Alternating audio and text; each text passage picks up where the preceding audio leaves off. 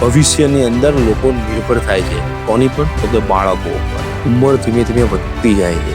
ભારતની હાલત પણ ચીન અને જાપાન જેવી થવાની જ છે. પૈસો કોઈ બચાવી શકતું નથી, પૈસાને બચાવવો પડે છે. બચત કરી શકો છો, છતાં પણ ક્યાંક ને ક્યાંક અજ્ઞાનતાની અંદર તમે આની અંદર ભૂલ કરો છો. રિટાયરમેન્ટને જોખમમાં શું કરવા માંગો છો? જય સ્વામિનારાયણ. રવિવારની સવારે રવિભાઈની યુટ્યુબ ચેનલ પર આપ સૌનું હાર્દિક સ્વાગત છે. વિડીયોની શરૂઆત કરતા પહેલા આપનો પરિવાર આર્થિક રીતે સુખી, સ્વસ્થ અને સંપન્ન બની રહે એ બદલ ભગવાન સ્વામિનારાયણ ચરણોમાં પ્રાર્થના.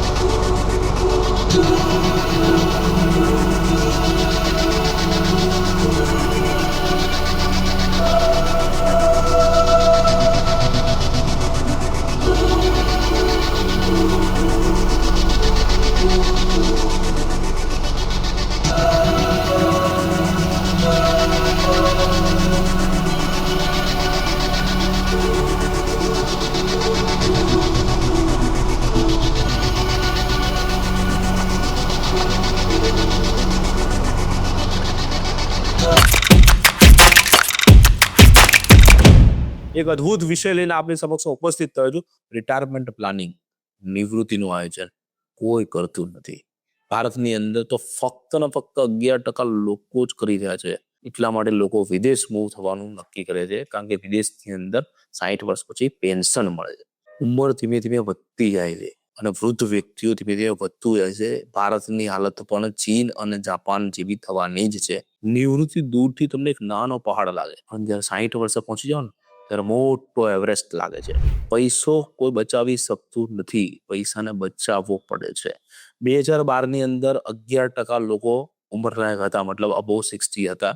2030માં આ આંકડો 16% લોકો થઈ જશે, 2050માં 22% લોકો થઈ જશે અને 2060ની અંદર આ આંકડો 30%થી ઉપર જતો રહેશે. મતલબ જે યંગેસ્ટ ઇન્ડિયા કહેવાય છે ને, એ ઓલ્ડેસ્ટ ઇન્ડિયા કહેવા મળશે ધીમે ધીમે. ખૂબ ધ્યાન રાખજો. હજી જો નિર્ણય ના લેવાયો રિટાયરમેન્ટનો આયોજનનો, તો અમને કોન્ટેક્ટ કરજો, અમે તમને એની અંદર મદદરૂપ થઈશું. ભવિષ્યની અંદર લોકો નિર્ભર થાય છે કોની પર? તો કે બાળકો ઉપર.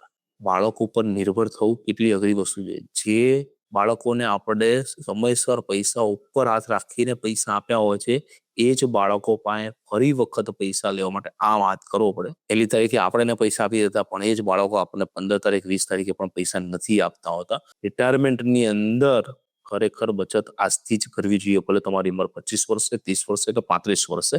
જેવી રીતે તમે તમારા મા બાપને સાચવો છો, તમારા છોકરાઓ પણ તમને એવી રીતે સાચવશે, કદાચ એનાથી ખરાબ રીતે પણ સાચવે છે. મારી પાસે બહુ બધી સંપત્તિ છે, મારે રિટાયરમેન્ટની કોઈ જરૂર નથી. બેમમાં છો, હું બહુ લાંબા સમય સુધી જીવવા રહ્યો ને તો સૌથી મોટું ટેન્શન છે. ગેરંટેડ મારી પાસે ફિક્સ ઇન્કમ પ્લાન છે તો વાંધો નથી. બાકી જો તમે ભાડાની આવક એવી કોઈ વસ્તુ એ પર રહ્યા તો તમને તકલીફ પડી શકે છે. રૂપિયા આવવાના બહુ બધા રસ્તા નથી. આવકનો રસ્તો એક જ છે.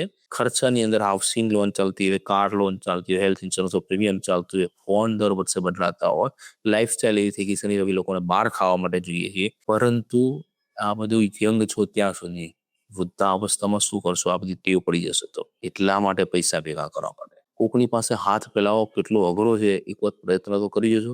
પૈસા કમાવો છો છતાં પણ લોકો તમને પૈસા આપવા તૈયાર નથી, તો આવક જ નહીં થાય તો પૈસા આપશે કોણ તમને? ભારતની અંદર જેટલા લોકો વૃદ્ધ વ્યક્તિઓ છે, એક સર્વે તમને કહું, 42% લોકો અપમાન સહન કરે છે. 37.8% લોકો મૌખિક રીતે પણ અપમાન સહન કરી રહ્યા છે. 28.2% લોકો આર્થિક મદદની અપેક્ષા રાખે છે. 53.4% લોકો એને પાસે દુર્વ્યવહાર થઈ રહ્યો છે, છતાં પણ કોઈ પણ પ્રકારની કાનૂની કાર્યવાહી કરતા નથી. 35.4% લોકો સાથે દુર્વ્યવહાર થઈ રહ્યો છે, એની સંપત્તિના કારણે થઈ રહ્યો છે. 72% લોકો પાસે નિયમિત આવક છે જ નહીં. તમે ના આવતા આની અંદર. બહુ મોટા મોટા એમ્પાયર્સ બી જેને લોકોએ ઉભા કરી દીધા, જેમ કે વિજયપત સિંઘાનીનું નામ મેં ગયા વિડીયોની અંદર તમને આપ્યું હતું. રેમન્ડના માલિક હતા, પોતાના માટે કશું જ રાખ્યું નહીં, બાળકો પાસે બધી સંપત્તિ લખાઈ દીધી. આજે 75 વર્ષે પણ એમને ભાડાના મકાનમાં રહેવું પડે છે. એની સંપત્તિ હતી 12,000 કરોડ. સીસીડીના માલિક, સુસાઇડ કરવું પડે. બરાબર કેમ? આર્થિક આયોજનનો ક્યાંક ને ક્યાંક અભાવ. રિટાયરમેન્ટને જોખમમાં શું કરવા માંગો છો? તમારી જેવા પેશેવર માણસ, મતલબ કે તમે શિક્ષિત છો, બચત કરી શકો છો, છતાં પણ ક્યાંક ને ક્યાંક અજ્ઞાનતાની અંદર તમે આની અંદર ભૂલ કરો છો. જો આવી ભૂલ ન કરવી હોય તો અમારો કોન્ટેક્ટ કરજો તમે, તો અમે તમને રિટાયરમેન્ટની અંદર મદદ કરીશું. તમારે રિટાયરમેન્ટની ઇન્કમ માં કેમ તમારે કારણ કે ઇન્ફ્લુએશન દર વર્ષે વધતું જાય છે, ફુગાવો વધતો જાય છે. શનિ રવિ વધારે પૈસા વપરાય છે તો સોમથી શુક્રમાં જવાબ હશે શનિ રવિ. રિટાયરમેન્ટ એટલે રોજ હોલિડે. 1950 થી અંદર એવરેજ ઉંમર હતી 37 વર્ષ ભારતની, એટલે 1950માં 37 વર્ષ.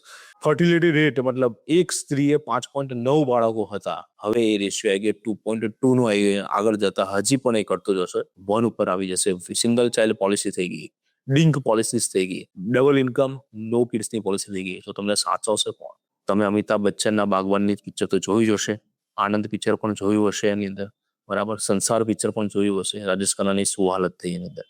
તમે લેખક તો છો નહીં, ના તમારી પાસે સલમાન ખાન જેવો છોકરો છે જે બાગવાનમાં હતો, એ કે જેને અમિતાભ બચ્ચને મદદ કરી. તો આવક ક્યાંથી આવશે તમારી પાસે? એક સૌથી મોટો પ્રશ્ન છે. દિવસે દિવસે મોંઘવારી વધતી જતી રહે છે, એટલા માટે રૂપીસ ડિવેલ્યુએશન ના થાય એના માટે ખાસ તમારે આયોજન કરવું જોઈએ. એના માટે મ્યુચ્યુઅલ ફંડ પણ છે તમારી પાસે, એના માટે તમારી પાસે પેન્શન પ્લાન પણ અવેલેબલ છે. આવું કોઈ આયોજન કરવું હોય તમારે તો આપ અમારો કોન્ટેક્ટ કરશો. પરંતુ નિવૃત્તિને આજથી ગંભીરતામાં લેવા ચાલુ કરજો, નહીં તો નિવૃત્તિ તમને ગંભીર કરી દેશો. વિડીયો સારો લાગ્યો હોય તો આપના પરિવારની અંદર, આપના મિત્રોની અંદર, આપના વોટ્સઅપ ગ્રુપની અંદર શેર કરજો, લાઈક કરજો અને કોમેન્ટ કરવાનું ના ભૂલતા, જેનાથી અમારી ટીમનો ઉત્સાહ વધે. જય સ્વામિનારાયણ.